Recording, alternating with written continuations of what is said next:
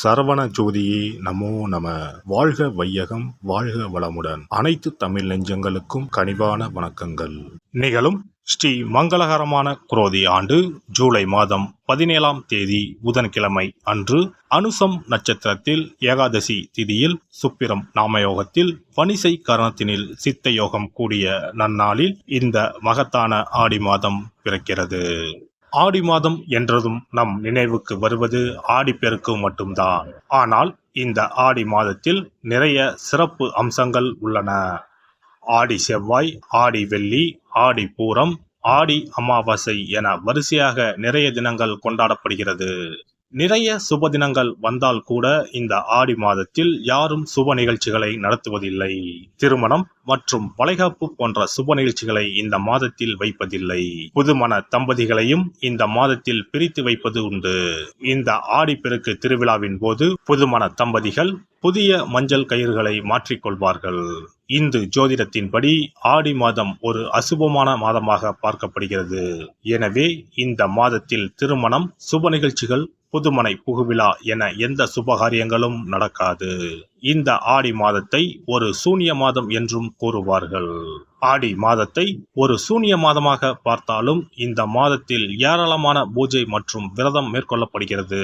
இந்த மாதத்தில்தான் சக்தி தேவிகளையும் பைரவர், வாராகி, நரசிம்மர், மகிஷாசுர மர்த்தினி, துர்க்கை அம்மன் போன்றோர்களை பக்தர்கள் மறக்காமல் வழிபடுகின்றனர். எனவே ஆடி மாதத்தில் நிறைய சிறப்பம்சங்களும் இருக்கத்தான் செய்கின்றன. ஆடி மாத கிரகநிலை என எடுத்துக்கொண்டால் ரிஷபத்தில் குருவும் செவ்வாயும், கடகத்தில் புதன், சுக்கிரன், சூரியனும், கன்னியில் கேது பகவானும், கும்பத்தில் சனியும், மீனத்தில் ராகு பகவானும் உள்ளனர். இம்மாத கிரக பெயர்ச்சி என பார்த்தால் ஆடி மாதம் 3ஆம் தேதி புதன் பகவானும் 15ஆம் தேதி சுக்கிர பகவானும் இடப்பெயர்ச்சி ஆகின்றனர். அதைத் தொடர்ந்து 20ஆம் தேதி புதன் பகவான் வக்கிரம் அடைகிறார். ஆக புதனும் சனியும் இம்மாதம் வக்கரத்தில் சஞ்சாரம் செய்கின்றனர். இந்த கிரக அமைப்பினால் உங்கள் வாழ்வில் உண்டாகும் சுப மற்றும் அசுப பலன்கள் என்ன என்பதனை பற்றி காண்போம். வெளுத்தது எல்லாம் பால் என்று நினைக்கும் வெள்ளை உள்ளம் கொண்ட ரிஷபராசி அன்பர்களே, இந்த மாதம் காரிய தடை ஏற்படலாம். மனதில் ஏதாவது குழப்பம் ஏற்பட்டு நீங்கும். சாமர்த்தியமான பேச்சு கை கொடுக்கும். பணவரத்து திருப்தியாக இருக்கும். நீண்ட நாட்களாக இழுத்து வந்த வீண் பிரச்சனைகள் நீங்கும். மரியாதை அந்தஸ்து உயரும். வெளிநாட்டு பயணங்கள் கைகூடும். தொழில் வியாபார சிக்கல்கள் நீங்கி நன்கு நடைபெறும். கூடுதல் லாபம் கிடைக்கப் பெறுவீர்கள். தொழில் வியாபாரம் விரிவாக்கம் செய்ய முயற்சிகளை மேற்கொள்வீர்கள். உத்தியோகத்தில் இருப்பவர்களுக்கு பதவி உயர்வு கிடைக்கும். சிலருக்கு புதிய பதவி, கூடுதல் பொறுப்புகள் கிடைக்கலாம்.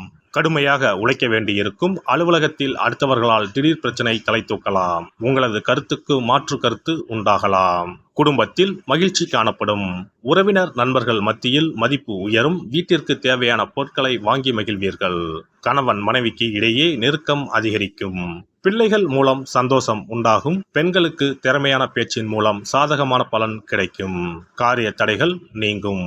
மனதில் இருந்த சோர்வு நீங்கி உற்சாகம் உண்டாகும். எதிர்பார்த்த தகவல் சாதகமாக வரும். கலைத்துறையினருக்கு கடன் விவகாரங்கள் கட்டுக்குள் இருக்கும். புதிய ஆர்டர்களுக்கான முயற்சிகள் சாதகமான பலன் தரும். வீண் அலைச்சலை சந்திக்க வேண்டியிருக்கும். அரசியலில் உள்ளவர்களுக்கு கோபமாக பேசுவதை தவிர்ப்பது நல்லது.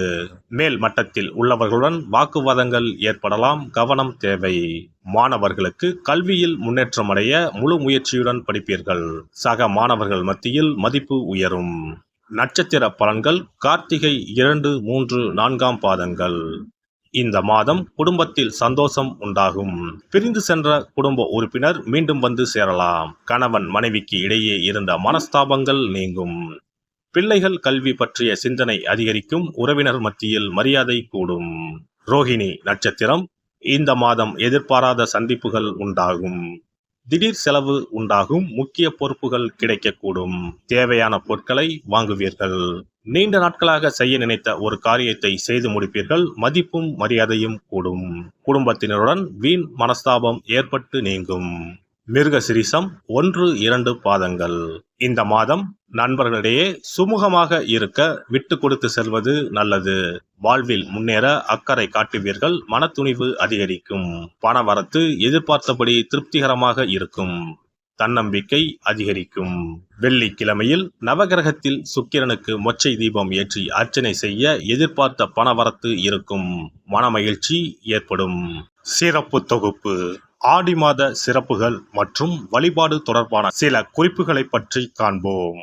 ஆடி மாதத்தில் சிவனின் சக்தியை விட பார்வதியின் சக்தி அதிகமாக இருக்கும் என்பது ஐதீகம். ஆடி மாத அமாவாசை அன்று மறைந்த முன்னோர்களுக்கு பிதுர் கடமைகளை செய்தால் ஆண்டு முழுவதும் பித்ருக்களுக்கு கடன் கொடுத்த பலன் கிடைக்கும். ஆடி மாதம் சுக்லா தசமியில் திக் தேவதா விரதம் இருக்க வேண்டும். அன்று திக் தேவதைகளை அந்தந்த திக்குகளில் வணங்கி பூஜித்தால் நினைத்தது நடக்கும். ஆடி மாதம் சுக்லபட்ச ஏகாதசி முதல் கார்த்திகை மாதம் சுக்லபட்ச ஏகாதசி வரை மாத உபவாசம் இருப்பது குடும்பத்தில் அமைதியை ஏற்படுத்தும். ஆடி மாத செவ்வாய்க்கிழமைகளில் கோவிலில் எலுமிச்சப்பழ விளக்கு ஏற்றினால் கூடுதல் பலன்கள் கிடைக்கும். ஆனால் எலுமிச்சப்பழ விளக்குகளை ஒருபோதும் வீட்டில் ஏற்றக்கூடாது.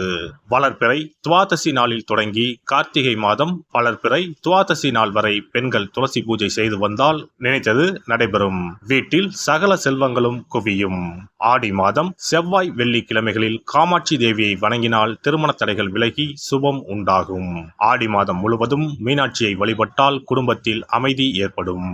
ஆடி மாதம் முத்துமாரியம்மனை மனமுருக வழிபட்டால் திருஷ்டிகள் விலகிவிடும். ஆடி மாதம் சுக்ல துவாதசியில் மகா விஷ்ணுவை நினைத்து விரதம் இருந்தால் செல்வம் பெருகும். ஆடி மாதம் சுக்லபட்ச ஏகாதசி தினத்தன்று அன்னதானம் செய்தால் சகல பாக்கியங்களும் கிடைக்கும். இம்மாதம் ஏகாதசி துவாதசி நாட்களில் அரச மரத்தை சுற்றி வந்து வழிபட்டால் வாழ்வில் மகிழ்ச்சி உண்டாகும். ஆடி மாத வெள்ளிக்கிழமைகளில் மகாலட்சுமியை வழிபட்டால் வீட்டில் செல்வம் சேரும். இம்மாதம் ஏதாவது ஒரு வெள்ளிக்கிழமை அம்மனை ஆவாகனம் செய்து வீட்டுக்கு வரவழைத்து வழிபடுவது சிறப்பை தரும். ஆடி மாதம் குத்து விளக்கை லட்சுமியாக பாவித்து அலங்கரித்து வழிபடுதல் வேண்டும். ஆடி மாதம் அம்மனுக்கு பால் பாயசம் சர்க்கரை பொங்கல் வைத்து வணங்குதல் வேண்டும். அம்மனை வழிபடும் போது மறக்காமல் லலிதா சகஸ்ரநாமம் சொல்ல வேண்டும். இம்மாதம் வீட்டில் சிறப்பு பூஜைகள் செய்யும் போது சிறு பெண் குழந்தைகளை அம்மனாக பாவித்து உணவு கொடுத்து ரவிக்கை சீப்பு குங்குமச்சிமிழ் கண்ணாடி வளையல் தாம்பூலம் கொடுக்க வேண்டும். இம்மாதம் அம்மனுக்கு சாற்றப்படும் வளையல்களை பெண்கள் அணிந்து கொண்டால் திருமண பாக்கியம் குழந்தை பாக்கியம் சகல நலன்களையும் நீங்காத செல்வத்தையும் பெறலாம். ஆடி மாத வெள்ளிக்கிழமைகளில் அதிகாலையில் எழுந்து குளித்து தூய ஆடை அணிந்து சாணத்தை பிள்ளையராக பிடித்து செவ்வரளி செம்பருத்தி அருகு கொண்டு சூரிய உதயத்திற்கு முன்னர் விநாயகரை பூஜிக்க வேண்டும். வாழை இலை மீது நெல்லை பரப்பி அதன் மீது கொழுக்கட்டை வைத்து விநாயகரை வழிபட செல்வம் கொளிக்கும். ஆடி பௌர்ணமி அன்று சிவபெருமானுக்கு திரட்டுப்பால் அபிஷேகம் செய்து கருப்பு பட்டாடை 100 முத்துக்கள் கோர்த்த மணிமாலை கரு ஊமத்தம் பூ மாலை அணிவித்து மூங்கில் அரிசி பாயாசம் படைத்து வழிபட்டால் எப்பேற்பட்ட பகையும் விலகும். பொதுவாகவே வெள்ளிக்கிழமைகள் அம்பாளுக்குரிய சிறந்த நாட்களாகும். இதனோடு அயனத்துக்குரிய சிறப்பும் சேர்வதால் ஆடி மாதத்தில் வரும் வெள்ளிக்கிழமைகள் அம்பாளுக்கு தனிச்சிறப்பு கொண்டவையாக கருதப்படுகின்றன. எல்லாம் வல்ல இறையருளால் நீங்களும் உங்கள் அன்பு குடும்பமும் உடல் நலம் நீலாயுள் நிறை செல்வம் உயர் புகழ் மெய்ஞானம் ஓங்கி வாழ்க வளமுடன். இந்த வீடியோ பதிவு உங்களுக்கு பிடித்திருந்தால் லைக் பண்ணுங்க, கமெண்ட் பண்ணுங்க, ஷேர் பண்ணுங்க, மறக்காம சப்ஸ்கிரைப் பண்ணுங்க, பக்கத்துல இருக்கிற பெல் பட்டனை கிளிக் பண்ணுங்க. நன்றி, வணக்கம். ஓம் நமச்சிவாய. சிவாய நம.